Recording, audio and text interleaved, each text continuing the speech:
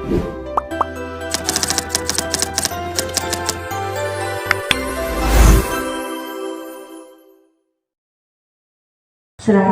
warahmatullahi wabarakatuh. Bapak Ibu, pada kesempatan kali ini kami akan mempresentasikan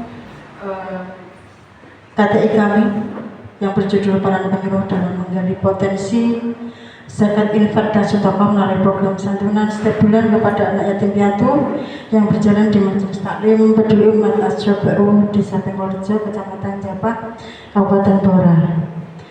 KTI ini kami persembahkan untuk mengikuti penyuluh award tingkat Provinsi Jawa Tengah tahun 2024. Latar belakang kenapa kami mengambil tema ini karena memang ternyata potensi dalam masyarakat kita tentang zakat infak dan sedekah itu sangat besar, dan memang selama ini potensi tersebut belum banyak tergali, terutama bahwa sebagai penyuluh mempunyai ladang garap Majelis Taklim. Selama ini memang Majelis Taklim sendiri belum mengambil peran banyak untuk mengambil potensi tersebut, potensi zakat infak dan sedekah, untuk kemudian dikembangkan menjadi potensi ekonomi yang bisa untuk membantu perekonomian masyarakat.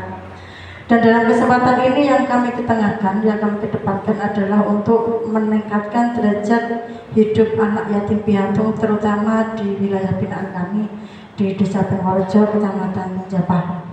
Jadi di desa kami termasuk salah satu desa besar di Kecamatan Japah dengan jumlah anak yatim piatu yang cukup besar.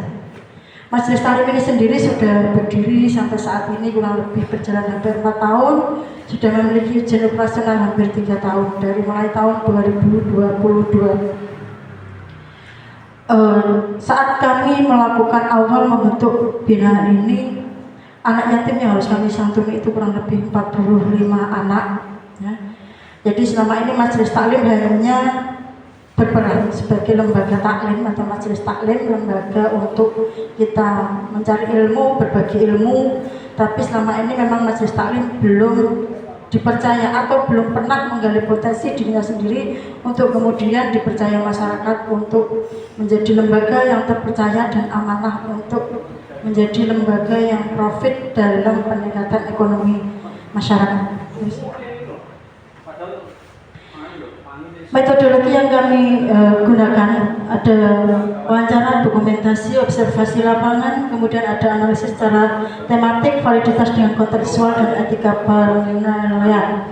Jadi karena kami terjun langsung di Majelis Taklim ini, maka kami tahu sendiri bagaimana proses mulai terbentuknya Majelis Taklim, yang melatar belakanginya seperti apa, bahwa memang masyarakat kita cenderung untuk tidak percaya atau banyak tidak percaya dengan bahkan lembaga zakat yang sekalipun nasional pun bahkan saat ini mungkin belum banyak dipercaya oleh masyarakat, sehingga masyarakat lebih banyak mempercayakan atau menyalurkan zakat infak dan sedekahnya secara individu, atau masyarakat menyalurkan sendiri ke orang-orang yang berhak untuk mendapatkan zakat infak dan sedekah.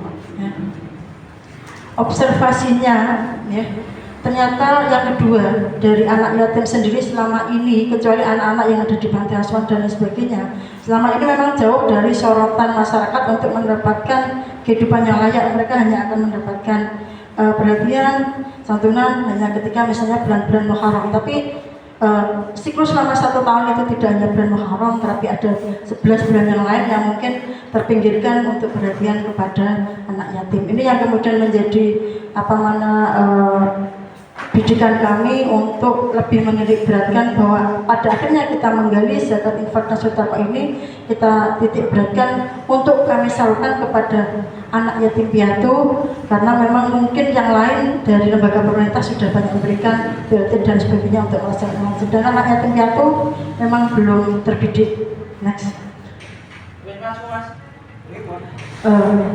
Kemudian apa perannya dari penyuluh?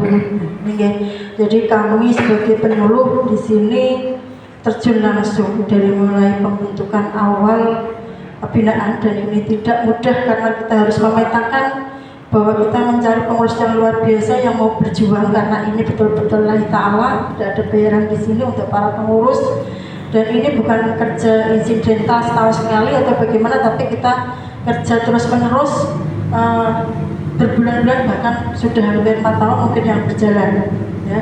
Jadi penarikannya dari awal kami pembentukan itu, awal dulu kami hanya memberikan kepada anak-anak yang awal itu kurang lebih ada 45 anak, itu hanya bisa memberikan santunan beras karena sekup yang kami input atau yang kami gali potensinya itu hanya dari jamaah kami sendiri dari satu desa.